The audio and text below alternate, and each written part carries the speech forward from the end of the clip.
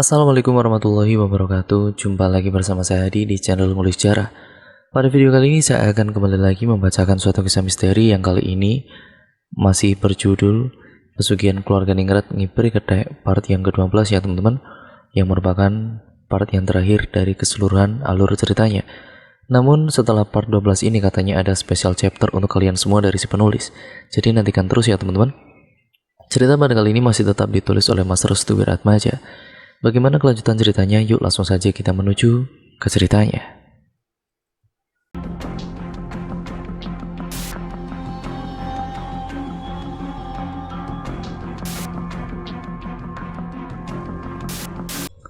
Bagian yang ke-17, Penjara dan Neraka. Kematian Mas Cipto merupakan pertanda awal terjadinya sebuah petaka dari segala ranah. Kang Waris sudah siap dengan apa yang memang ingin dilakukan oleh Raden Angkoro jika target berikutnya adalah dirinya. Berita kematian Mas Cipto pun akhirnya terdengar di telinga bapak dan juga ibu. Mereka berdua lantas menuju ke rumah Kang Waris untuk melihat jasad Mas Cipto untuk terakhir kalinya. Karena kebetulan rumah Kang Waris sendiri berlokasi di tempat yang sangat jauh dari keramaian warga, akhirnya Mas Cipto pun dimakamkan di sekitaran rumah Kang Waris. Demi darah yang menetes di tanah yang gersang, demi teriakan yang menggelegar di ruangan yang kedap, aku akan balaskan kematian Cipto, ucap Kang Waris. Kang Waris sendiri sudah semakin geram dengan semua yang dilakukan Raden Angkoro dan juga Pak Lingga. Dua orang iblis itu sungguh sangat berbahaya. Jika tidak dihentikan, maka tumbal akan terus berjatuhan. Mereka yang tidak bersalah akan menjadi korban dari pesugihan Ngipri Ketek yang mereka lakukan. Bapak merasakan apa yang dirasakan oleh Kang Waris. Begitu juga dengan ibu, orang-orang yang berada di sekitaran mereka benar-benar telah hilang dan menjadi korban dari tumbal pesugihan yang dilakukan oleh Raden Angkoro. Apa rencana kita, Kang? Tanya bapak. Dan ada pesan terakhir yang disampaikan oleh Cipto sebelum dia meninggal, jawab Kang Waris. Dan pesan terakhir? Iya benar. Pesan itu tertuju kepada teka-teki dari pabrik bawang yang juga mengarah ke petunjuk dari ritual pesugihan ini. Bapak mulai berpikir keras siapa orang yang dimaksud oleh Mas Cipto sendiri. Jika memang orang tersebut berasal dari Raden Angkoro, apakah itu Mas Pangarep atau Mbak Ayu atau Mbak Neneng? Akan tetapi jika memang orang itu bawahan langsung dari Raden Angkoro, mana mungkin Kang Waris tidak mengetahuinya? Yang pasti orang tersebut adalah orang belum dikenal oleh Bapak dan juga Kang Waris. Kemungkinan besar ada sesuatu yang terjadi sebelum ritual pesugihan di pabrik bawang itu dilakukan. Jika memang benar, maka Bapak akan memiliki perspektif macam ini. Yang pertama adalah orang tersebut adalah orang yang mungkin pernah berhubungan dengan Mas Cipto. Setidaknya, jika memang itu adalah teman Mas Cipto, maka kedekatan mereka berdua pastilah sangat dekat. Yang kedua adalah orang tersebut sekarang berada di dalam cengkraman salah satu dari pelaku, baik itu Raden Angkoro ataupun Pak Lingga. Namun jika bukan keduanya, maka ada pihak lain yang bermain di belakang layar yang mana keberadaannya sangat dirahasiakan. Yang ketiga, jika orang tersebut tahu akan ritual yang terjadi di tragedi pabrik bawang, kemungkinan besar orang tersebut memang sedang bersembunyi untuk menghindari konflik yang berlangsung.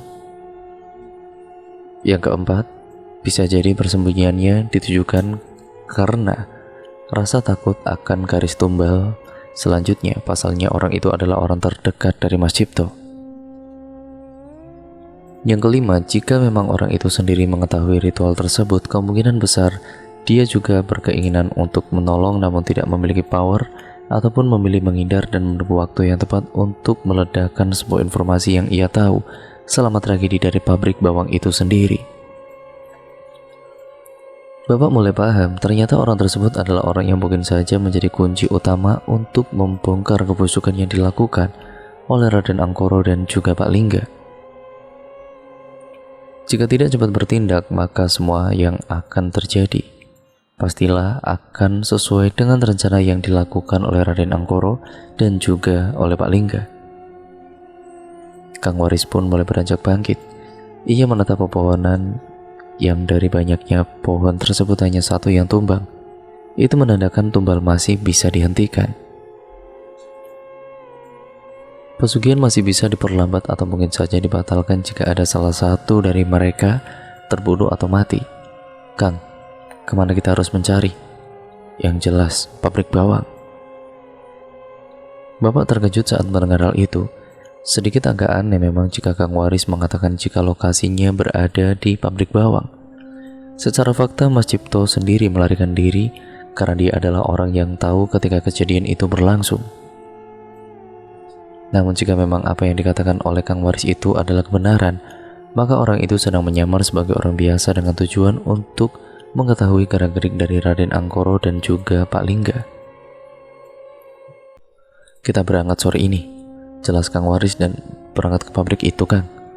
Iya benar, kita harus segera menyelamatkan orang tersebut. Tapi kan, seluruh orang yang berada di sana berada di dalam kendali pemilik dari pabrik itu, yaitu Raden Angkoro. Namun bukan berarti dari Pak Lingga sendiri tidak mengetahui sedikit pun pengetahuan tentang ritual ini. Sembari meninggalkan pemakaman, Kang Waris dan Bapak masih membahas terkait teka-teki yang belum juga usai. Pastinya karyawan di sana disuruh untuk menutup mulut mereka, atau jika tidak, potong Kang Waris dengan nada datarnya. Jika tidak, kenapa Kang? Mereka akan dijadikan tumbal. Bapak pun langsung menghentikan langkahnya.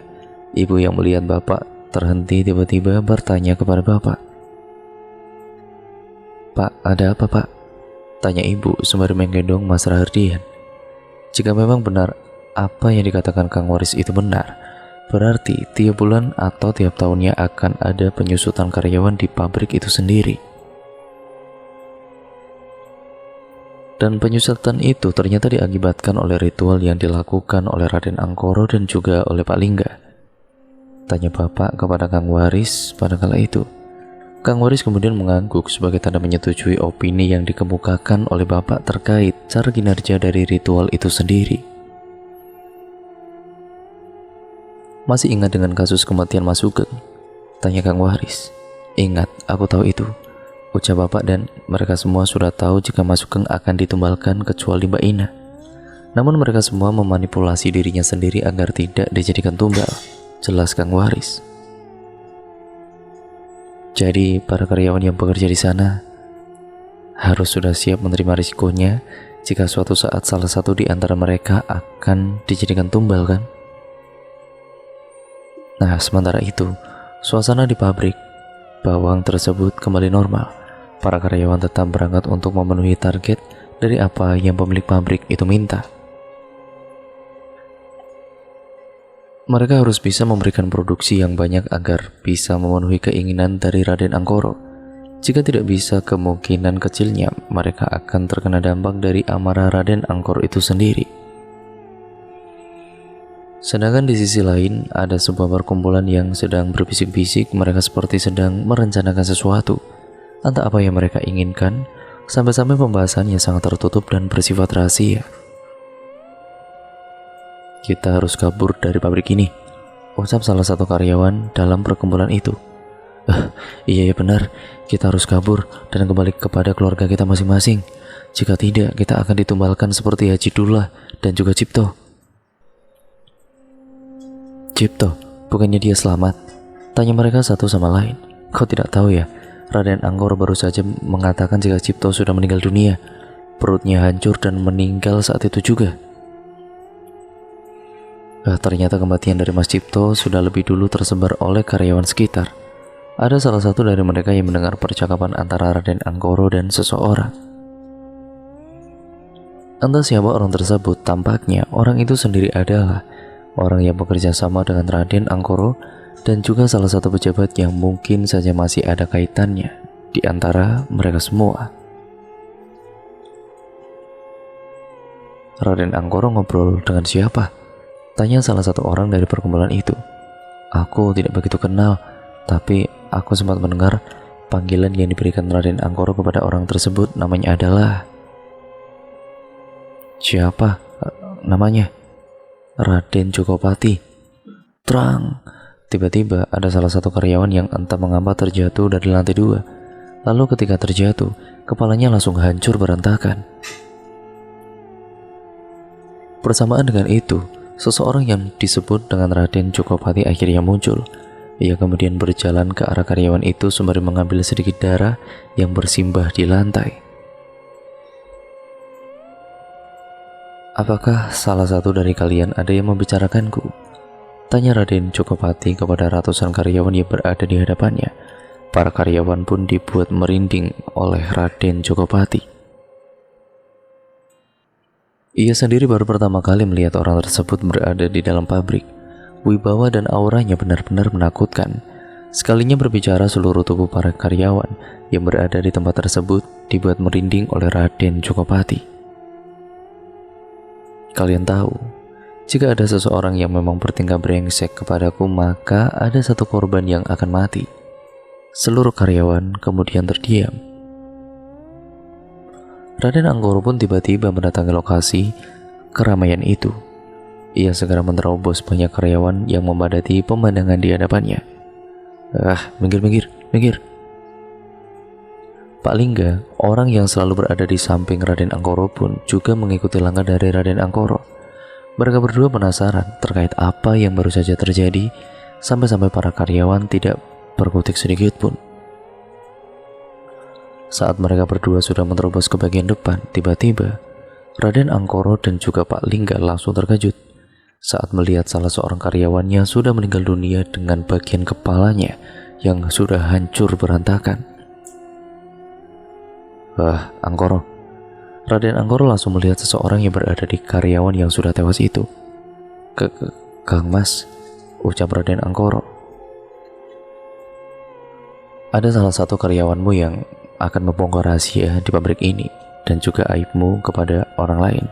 Bunuh dia sebelum dirimu yang terbunuh. Siap Kang Mas, ucap Raden Anggoro dengan wajah menunduk seperti merasakan aura besar yang sangat dahsyat yang terpancarkan dari orang itu yang ternyata adalah Raden Jokopati. Raden Jokopati pun meninggalkan lokasi tersebut. Ia kembali berjalan menuju ke lantai 2. Dan yang mengerikannya lagi, ketika Raden Jokopati berjalan, tidak ada satu suara pun yang terucap dari mulut para karyawan atau orang-orang yang berada di sekitaran situ. Mereka memilih diam ketimbang mati di tempat. Sementara itu Raden Anggoro dan juga Pak Lingga segera menyuruh para karyawan yang berada di sekitaran itu untuk mengangkat karyawan yang sudah meninggal dengan kepala hancur itu. Beberapa karyawan pun akhirnya memindahkan karyawan yang sudah meninggal itu ke sebuah ruangan, sedangkan yang lainnya mereka semua kembali bekerja. Raden Anggoro dan Pak Lingga pun memasang wajah yang penuh khawatir. Mereka berdua merasakan sesuatu yang tersembunyi yang baru saja diucapkan oleh Raden Jokopati. Kemudian bagian akhir adalah komuni. Keesokan harinya rumor pun kembali beredar. Baru beberapa hari pabrik bawang itu memakan tumbal, kini tumbal yang sama kembali jatuh lagi. Bedanya, korban yang baru saja meninggal dunia ini diklarifikasi meninggal karena kecelakaan kerja. Namun penyebab dari kecelakaan itu, ya, masih benar-benar absurd dan penuh tanda tanya. Pasalnya ketika Raden Anggoro dimintai keterangan, ia menjawab tidak secara detail oleh kepolisian setempat. Namun Pak Lingga lagi-lagi mengambil langkah. Ia meminta kepada pihak kepolisian untuk tidak mengambil lebih dalam informasi yang masih belum diketahui kejadiannya. Dan orang yang pertama yang memberitakan hal itu kepada Bapak adalah Ibu. Ibu segera memberitahu Bapak terkait korban terbaru dari pabrik bawang. Pak, ada korban lagi Pak. Pabrik bawang Pak. Serius kamu? Iya Pak, tapi katanya kematian orang itu gara-gara kecelakaan biasa. Bapak pun membaca dengan seksama berita media cetak itu. Di koran itu, wartawan sempat juga memotret seseorang yang berada di kerumunan. Orang itu ada di belakang tepat Raden Anggoro ketika sedang dimintai keterangan. Bu, Ibu kenal orang yang berada di belakang Raden Anggoro ini? Kok Bapak baru tahu ya? Tanya Bapak. Nah, Ibu kemudian memperhatikan orang yang dimaksud oleh Bapak. Tubuhnya yang tinggi, perawakannya yang benar-benar besar dengan menggunakan kacamata hitam sedang melihat Raden Anggoro sewaktu diberikan wawancara oleh para wartawan lokal. Ibu nggak kenal, Pak? Ah, serius, Bu? Apa ia termasuk dari keluarganya? Tanya Bapak ketika sedikit memirip-miripkan bentukan dari bibir Raden Anggoro dan juga orang yang dimaksud. Ibu pun kembali memikirkan memikirkan sesuatu, intinya seperti itu. Ia seperti mengingat ada yang terpikirkan olehnya terkait apa yang baru saja dikatakan oleh Bapak. Apa jangan-jangan? Apaan, Bu? Dia adalah bagian dari keluarga Brotoseno. Hah, bukannya hanya Raden Anggoro dan juga Raden Surapto? Tanya Bapak. Bersamaan dengan itu tiba-tiba Kang Waris mendatangi mereka berdua yang sedang asik membahas pabrik bawang di depan rumah. Assalamualaikum.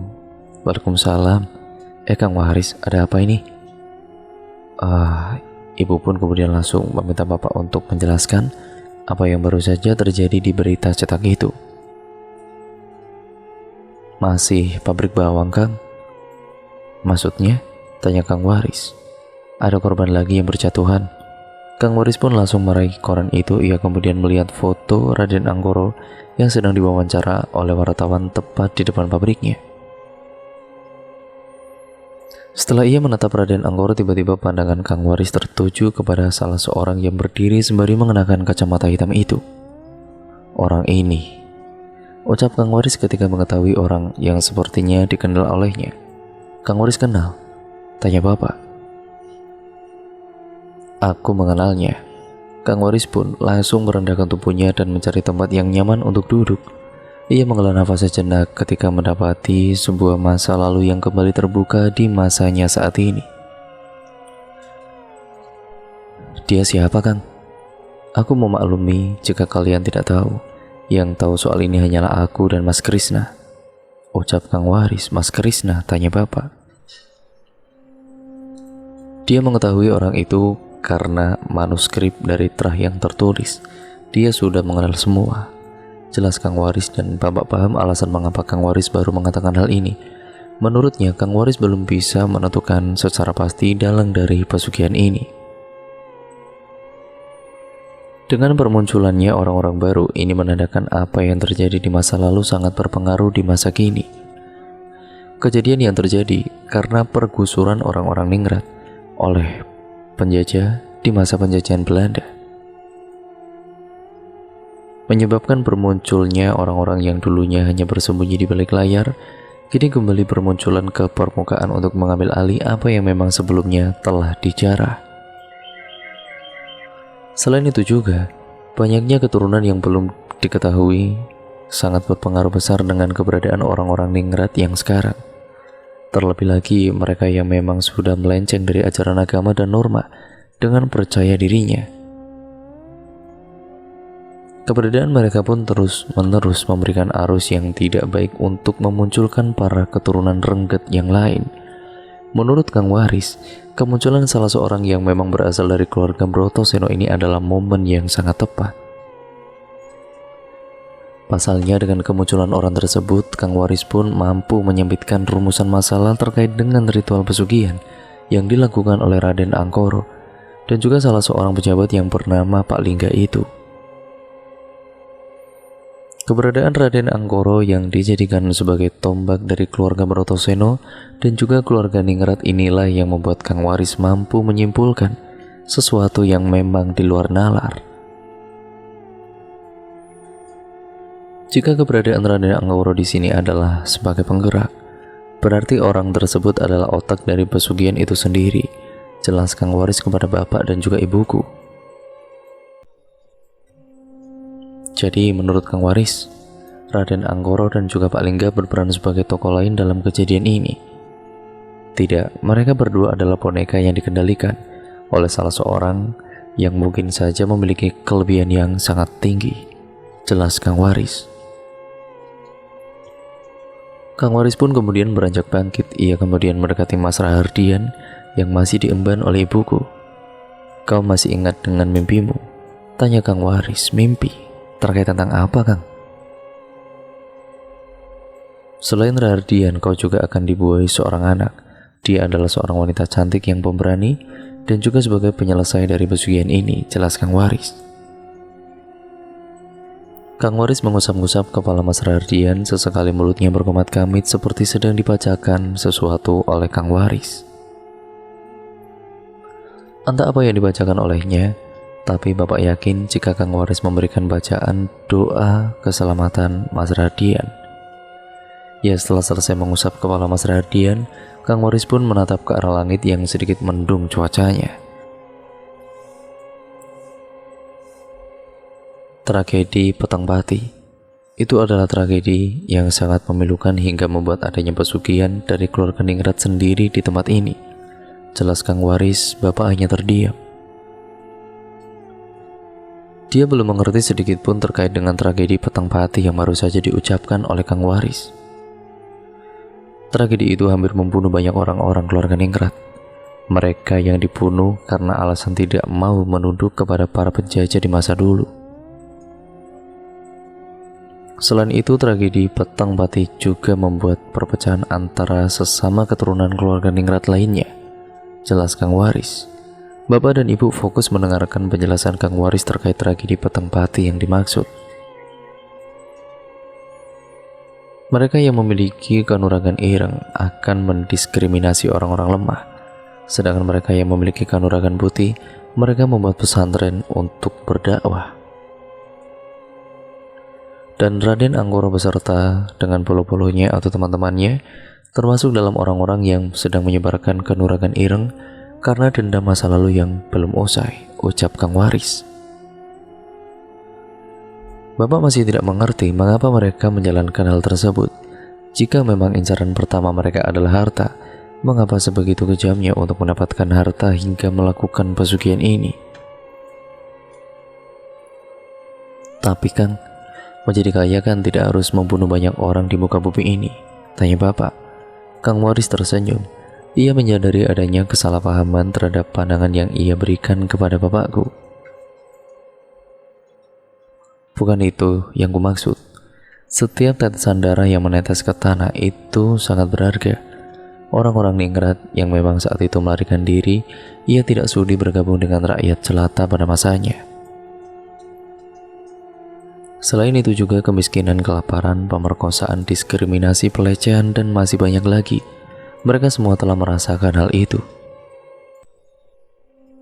Sehingga untuk membangkitkan semangatnya dalam menduduki kehormatan yang tinggi, para orang-orang yang memiliki kanuragan ireng mereka akan menyamaratakan manusia, terlebih kepada mereka yang memiliki keturunan jelata, jelas Kang Waris. Bapak pun akhirnya mengangguk paham. Ia kembali menyimpulkan perkataan yang dikatakan oleh Kang Waris terhadap pemaparan serta penjelasannya terkait misi dari orang-orang yang selamat dari tragedi Petang Pati itu sendiri. Ibuku yang sedari tadi terdiam, ia kemudian menanyakan sesuatu kepada Kang Waris terkait tragedi Petang Pati. Tapi kenapa tragedi Petang Pati tidak pernah dihancurkan dari dulu, tanya ibu. Dihancurkan? Bagaimana kita bisa menghancurkan takdir, sedangkan kita hanya disuruh berlayar ke dalam lautan kehidupan, jelas Kang Waris. Dan ibu terdiam. Ia langsung tidak bisa berkata apa-apa ketika Kang Waris mengatakan hal itu. Tampaknya ibu merasa membenarkan apa yang memang Kang Waris katakan terkait takdir dan juga lelakon atau perjalanan hidup yang telah terjadi.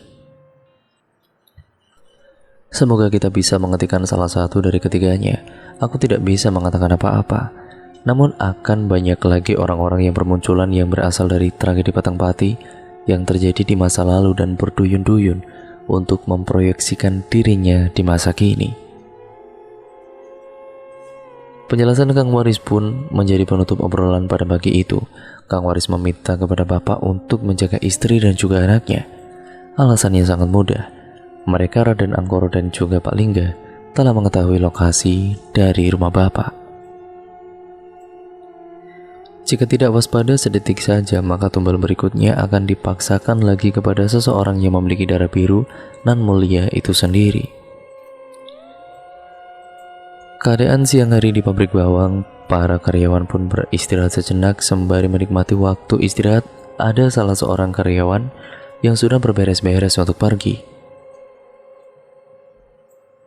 Tampaknya ia merasa ketakutan karena mungkin saja namanya telah dicantumkan untuk dijadikan tumbal berikutnya. "Jaja, mau kemana? Kok rapi banget loh?" tanya salah seorang karyawan kepada Jaja. "Oh, enggak Kang, saya ada urusan sebentar nih." Jaja pun segera meninggalkan keramaian orang yang masih memperhatikannya dari kejauhan. Jaja segera menyelinap ke sebuah ruangan khusus yang saat itu dijadikan sebagai tempat untuk melakukan ritual. Namun saat dirinya sedang mengintip sesuatu dari jendela ruangan itu, tiba-tiba perasaan merinding pun membangunkan tubuh Jaja untuk segera meninggalkan ruangan tersebut. Jaja melihat dengan jelas salah seorang yang bernama Raden Jonggopati itu sedang melakukan sebuah ritual.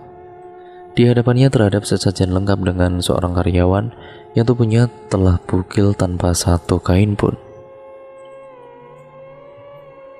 Tiba-tiba tubuh dari orang tersebut berubah menjadi siluman monyet berwarna putih dengan ukuran yang sangat-sangat besar. Jaja yang melihat itu pun langsung terkejut. Ia akhirnya mundur untuk mencari jalan agar bisa melarikan diri dari kematiannya sendiri. Jaja pun akhirnya mengetahui siapa sosok dari siluman ketek yang dirumorkan oleh para karyawan yang ada di pabrik tersebut. Tidak mungkin, aku salah sangka. Jaja pun mencoba meninggalkan tempat tersebut, namun saat dia membalikkan arah, tiba-tiba ada sebuah tangan yang menepuk pundaknya sembari membungkam mulut Jaja yang ternyata dia sendirilah yang menjadi incaran oleh orang-orang yang tergabung dalam Kanuragan Ireng. "Khusus, jangan berisik. Kalau kamu teriak, nanti tubuhmu bisa dicabik-cabik oleh mulut siluman monyet itu," ucap orang tersebut dengan senyuman mengerikannya. Pak Lingga?" tanya Jaja dengan nada terputus-putus. Pak Lingga pun langsung menarik paksa Jaja untuk memasuki sebuah ruangan yang tidak ada satu orang pun yang mengetahuinya. Ia kemudian diseret oleh Pak Lingga untuk meninggalkan ruangan tempat di mana siluman monyet itu berubah. Jaja berusaha untuk melepaskan tangan dari Pak Lingga, namun tenaga Pak Lingga ternyata lebih besar dari yang Jaja kira. Malam harinya, saat dimana bapak dan ibu sedang berada di dalam rumah, mereka berdua tiba-tiba mendengar suara aneh dari atap rumah. "Pak, itu suara apa, Pak?" tanya ibu. Bapak pun kemudian penasaran dengan suara yang dikatakan oleh ibu. Suara yang amat berisik itu seperti suara orang yang sedang berjalan santai sembari menginjakkan kedua kakinya ke genteng-genteng rumah. Suara itu pun terhenti tepat di belakang rumah bapak. Bapak yang mulai merasakan sesuatu yang tidak enak segera menyuruh ibuku untuk bersembunyi. Bu, cepat sembunyi, Bu. Cepat sembunyi." "Tapi Pak, dia datang." "Siapa?" Bapak pun memberikan isyarat kepada ibu dengan menggunakan mulutnya tanpa berbicara. Ibu yang mengetahui isyarat tersebut akhirnya langsung bersembunyi untuk menghindari hal-hal yang tidak baik untuknya. Setelah suara itu terhenti di belakang rumah, bapak pun perlahan membukakan pintu. Tidak lama kemudian ia melihat sekerombolan orang sedang berkumpul tepat di belakang rumahnya. Orang-orang tersebut memiliki wajah yang sangat pucat dan posisi kepalanya menunduk ke arah bawah. Tidak lama kemudian dari keramaian orang tersebut muncullah 3 orang yang mana 2 dari ketiga orang tersebut sudah bapak kenal terlebih dahulu. Mereka datang menggunakan jubah hitam dan memberikan ancaman kepada bapak dengan gertakan yang sangat mengerikan. Bapak pun tidak percaya ternyata dirinya sudah dikurung oleh Raden Angkoro dan juga Pak Lingga yang mendatangi rumah bapak secara langsung tepat di malam hari. "Selamat bertemu kembali, Arto. Aku datang bersama pasukan baruku. Kali ini kamu tidak akan bisa melarikan diri." Jelas seseorang yang sangat familiar suaranya di telinga Bapak. Orang tersebut pun kemudian membuka penutup kepal dari jubahnya dan menatap ke arah Bapak dengan tatapan yang mengerikan serta senyuman yang sangat mematikan. "Ini aku, Raden Angkoro," ucapnya. Lalu orang kedua membuka tudung kepalanya lagi, sembari tertawa kecil seperti hendak mentertawakan Bapak saat itu. "Sudah lama tidak berjumpa. Terakhir kali berjumpa, kau memegang erat tanganku, Mas Arto. Apakah pertemuan kali ini kau akan memegang erat tanganku lagi sebagai wujud pertemuan untuk kedua kalinya?" ucap seseorang yang suaranya familiar juga. "Kau?" tanya Bapak. "Aku Lingga, orang yang kau sebut sebagai pelut pemerintahan. Aku datang untuk melihat ketakutanmu," ucap Pak Lingga dengan senyuman yang mengintimidasi keadaan Bapak saat itu. Lalu yang terakhir, seseorang yang memiliki badan yang besar dan tinggi mirip seperti di koran pagi tadi. Ia berada di tengah-tengah Raden Angkoro dan Pak Lingga. Dan yang mengejutkannya lagi, ia hanya terdiam sedari tadi. Namun tiba-tiba tangannya mengangkat tudung kepala yang menutupi kepalanya. "Kau pasti tidak mengenalku, tapi hari ini aku akan memperkenalkan diriku," jelas orang itu dengan suara yang berat. "Jangan-jangan kau?" "Aku Raden Jokopati, anak dari selir Raden Brotoseno dan saudara tertua dari Raden Angkoro. Bagaimana kabarmu hari ini, tikus kecil? Sudah berapa lama tubuhmu bersembunyi di lorong yang sempit ini?" Saat Bapak menatap wajah dari orang yang menyebutnya Raden Jokopati, tubuh Bapak langsung terjatuh seperti merasakan energi besar yang terpancarkan dari orang tersebut. Aura kematiannya sangat besar. Tatapannya yang tajam membuat tubuh Bapak tidak bisa bergerak sama sekali. "Oh iya, kami membawa oleh-oleh untukmu." Tiba-tiba Raden Angkoro pun bergerak ke arah samping diikuti dengan Pak Lingga dan Raden Jokopati. Mereka semua sengaja memberikan ruang kepada Bapak agar bisa melihat sesuatu yang menarik di belakang tubuh mereka. "Lihatlah, mereka rindu kepadamu," ucap Raden Angkoro. Mata Bapakku tiba-tiba melotot tajam. Ia tidak percaya jika Raden Angkoro telah menyiapkan ini semua. 4 orang, ya, telah berdiri dengan keadaan yang sangat mengerikan sembari mengenakan kain putih yang beroleskan tanah kuburan, sedang berdiri tepat di belakang mereka. Mereka adalah Nyi Endang, Mas Sugeng, Mbak Ina, dan Mas Cipto. Keempatnya dibangkitkan dari kubur dengan rupa yang mengerikan oleh Raden Angkoro dan juga Pak Lingga untuk mencekal Bapak pada malam itu juga. Nyi Endang yang memiliki rambut yang panjang, ia membiarkan tubuhnya sedikit membungkuk dengan seluruh rambutnya menjuntai sampai ke tanah.